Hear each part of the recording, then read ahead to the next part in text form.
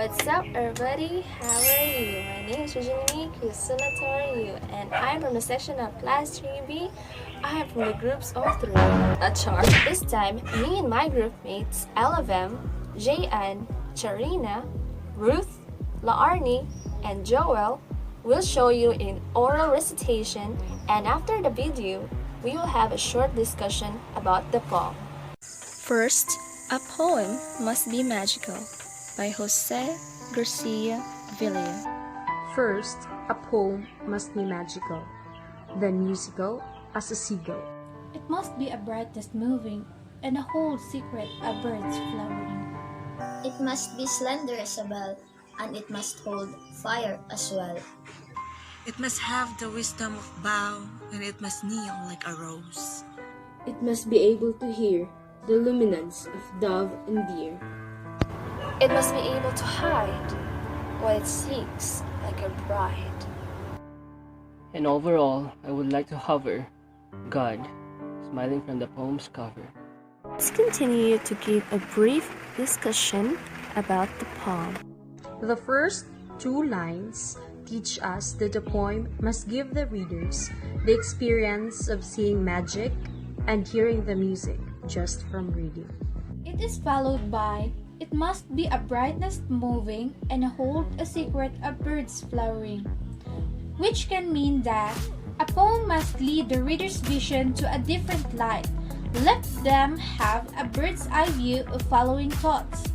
I think that the part birds flowering shows a bird spreading its wings, which can be associated to a poem that can take you anywhere because it can fly. It could expand your imagination and bring you more perception about its content. Then, it must be slender as a bell, and it must hold fire as well. I think what the poet means is that a poem must be flawless, balanced, not exaggerated, at the same time not dull. It should have the ability to light the fire to those who read it.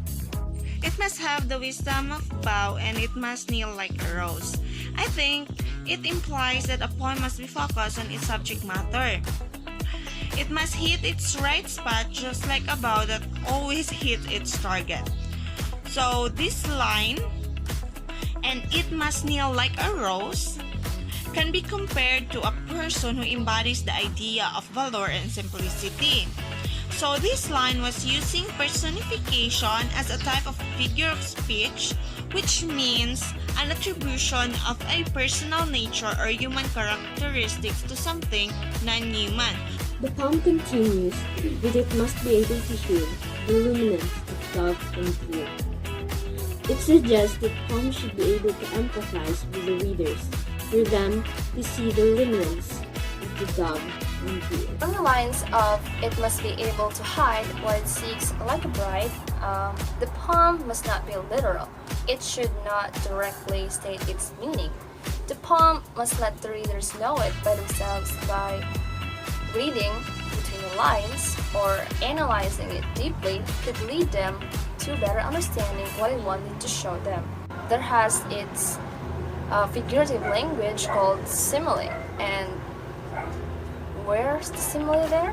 It is between the lines of what it seeks like a bride. And overall, I would like to hover God, smiling from the poem's cover.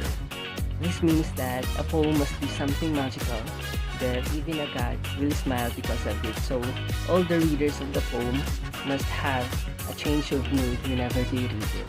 So maybe they will be overwhelmed, they will be happy by reading that magical poem. Before we end, let us know the author of the poem, Jose Garcia Villa. Jose Garcia Villa was born on August 5, 1908 in Manila. He attended the University of the Philippines, and that same year he won a short story contest through the Philippines Free Press and used the prize money to travel to the United States, where he studied at the University of New Mexico.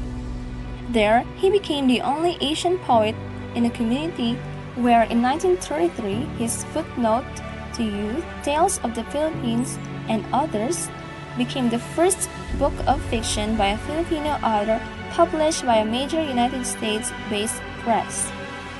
Villa also continued to publish in the Philippines and his poetry collections Sonnet 1 and Poems 55.